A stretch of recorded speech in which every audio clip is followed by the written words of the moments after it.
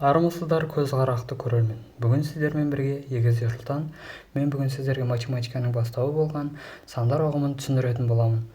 Ал сабағымызға кіріселік. Сандар ұғымы. Ең алдымен сандар ұғымы цифрлардан басталады. Цифрлар дегеніміз цифрлар сандарды белгілеу үшін қолданылатын таңбалар. Сонымен цифрларға келетін болсақ, барша математикада 10 цифр бар. Цифр. Олар 0, 1, және 2, 3, 4, 5, 6, 7, 8, 9. Жалпы осы 10 цифр бар. Келесі бізде натурал сандар. Натурал сандар санау кезінде қолданылатын сандар. Натурал сандар жиыны n әрпімен белгіленеді. Натурал сандар жиыны n әрпімен белгіленеді. Келесі бізде сандар ұғымы келесіде өз ішінен 3-ке бөлінеді. Ол натурал сандар тізбегі,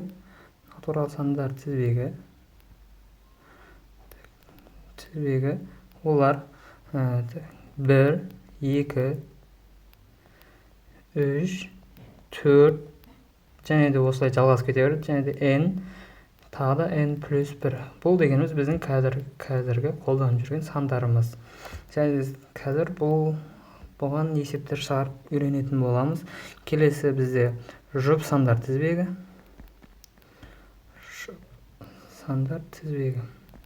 Қысқа жаза беретін боламыз.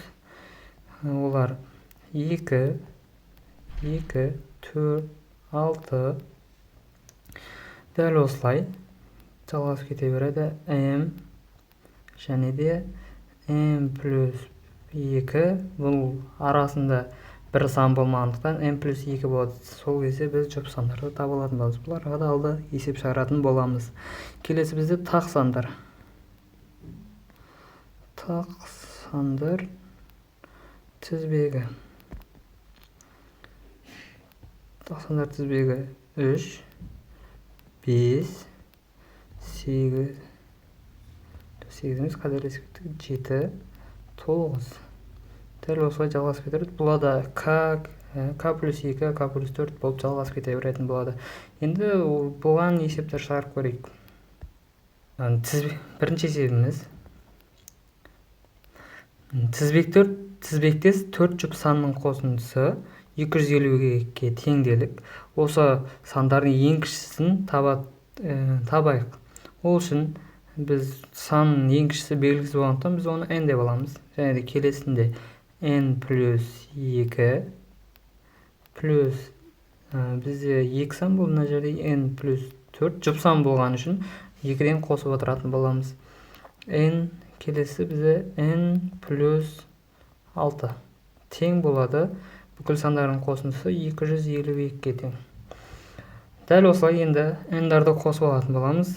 n-дарды қоссақ 4n плюс 12 тең 252 болады. 4n тең 240 болады. Енді n-нің мәні бізде 60-ға тең. Демек, бұл тізбек 60, 62, 64 және де 66 деген жұп сандар тізбегінен тұрады екен. Келесі натурал сандар. Натурал сандар 2-ге бөлінеді. Біріншісі жай сандар. Екіншісі бізде құрама сандар.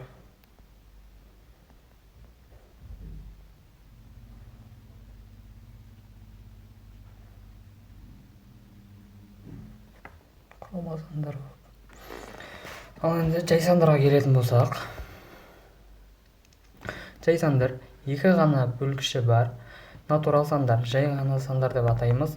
Оларға мысалы тек бір және де өзі ғана бөлінеді. Ол сандарға қазір 2, 3, 5, 7 дәл осылай 11 болып жалғасып кете беретін болады. Бұл қарап тұрғанымыздай тек өзіне және де бірге ғана бөлінеді, басқа бөлгіштер жоқ. Ал енді құрама сандар. Құрама сандар 2-ден көп бөлгіші бар натурал сандар. Құрама сандарға айтатын болсақ, жұп сандар, кез келген сандар кіре береді. Тек 2 немесе одан да көп бөлгіші, 2-ден көп бөлгіші болуы керек. Мысалы, айтатын болсақ, 4, 6, 8, 9 дәл осылай жалғасып кете беретін болады.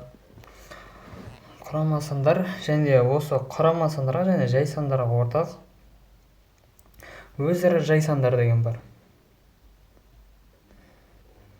Өзара жай сандар.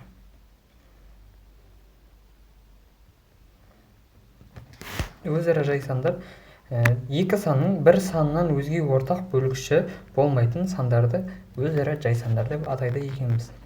Мысал алатын болсақ, 10 мен 33 тауып көрейік.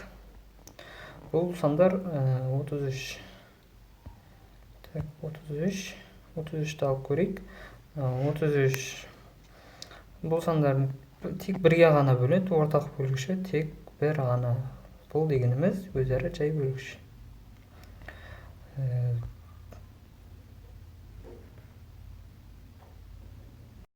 Келесі бөлгіштік белгілері болып табылады. Бұл дегеніміз сандардың 2-ге, 3-ге, 4-ге, 5-ге, 6, 9, 10-ға бөліну қасиеттері деп айтатын боламыз. Ең алдымен бізде 2-ге бөліну қасиеті. 2-ге барлық жұп сандар бөлінеді. 2-ге бөліну қасиеті барлық жұп сандар. Келесі 3-ге бөліну қасиеті. 3-ге бөліну қасиеті цифрлардың қосындысы бір белгілі үлкен сан тұр делік, мысалы 273 деген секілді мысалда. Сол сандардың цифрларының қосындысы 3-ге еселі сандар болса, бұл сандарымыз еселі болса, бұл санымыз 3-ге бөлінеді деген сөз. Еселі болуы керек. Еселі болған жағдайда 3-ге бөліну қасиеті орындалатын болады. Келесі бізде 4-ші қасиет. 4-ге бөліну қасиеті. Мысалы, 3 таңбалы сан тұр делік, сол санның соңғы 2 цифра 0-ге немесе 4-ге еселі сандар 2 сандар бөлінетін болады. Соңындағы 2 цифр 0 мен 4-ге еселі сандар болуы керек. 0 немесе 4-ге еселі сандар болу керек. 5-ге бөліну қасиеті. Кез келген сан 0-ге немесе 5-ге аяқталса,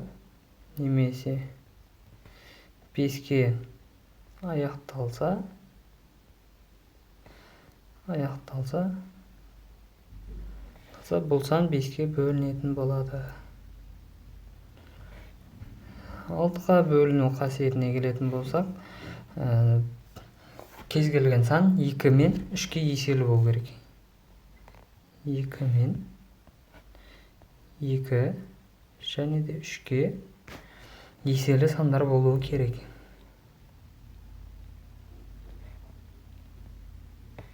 Еселі сандар болса, бұл бізде 6-ға бөліну қасиеті орындалатын болады. Келесі бізде 9-ға бөліну қасиеті. Цифрларының 9-ға бөліну қасиеті орындалу үшін санның белгілі бір санның цифрларының қосындысы 9-ға бөлінуі қажет. Сол кезде бізге 9-ға бөліну қасиеті орнатылып болды. Ал 10-ға келетін болсақ, кез-келген нөлге аяқталған сан 10-ға бөлінетін болады. Нөлге аяқталған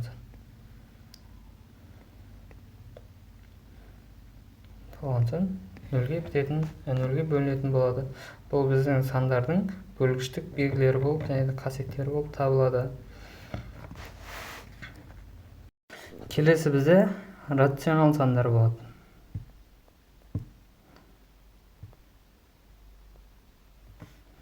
Рационал сандар.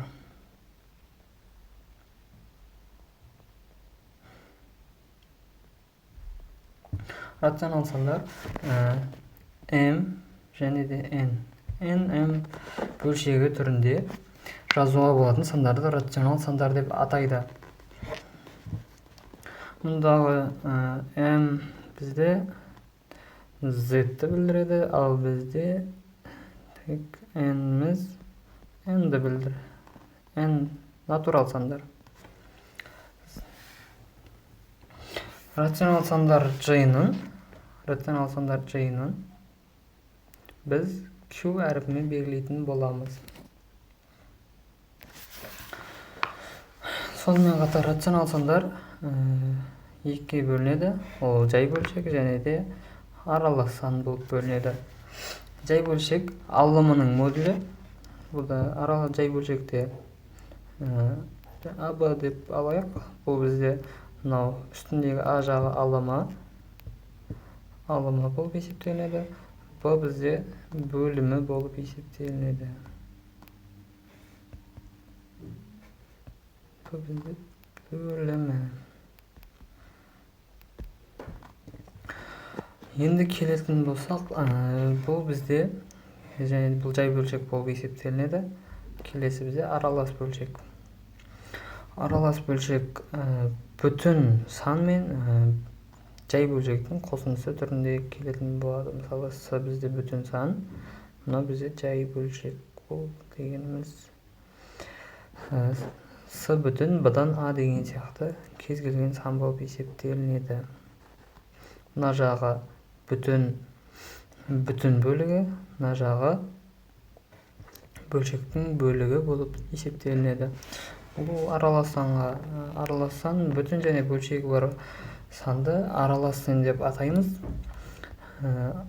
Аралас санға мысал келтіріп көрейік. Мысалы 3/5-2 бұл дегеніміз 3-ті 5-ке көбейтіп, оған 2-ні қосу дегенді білдіреді.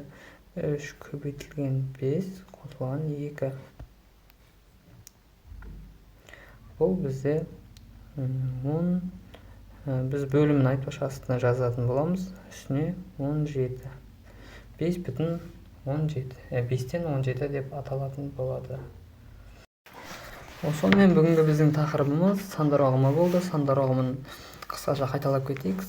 Сандар ұғымы цифр, натурал сандар тізбегі, жұп сандар тізбегі және де тақ сандар тізбегі болып бөлінеді. Натурал сандар бізде қысқаша айтқанда жай және де құрама сандар болып бөлінеді. Дәл осылай біздің бүгінгі сабағымыз осымен аяқталды. Көңіл бөліп тыңдағандарыңызға мыңда бір алғыс. Келесі кездескенше сау болыңыздар. Күндеріңіз сәтті өтсін.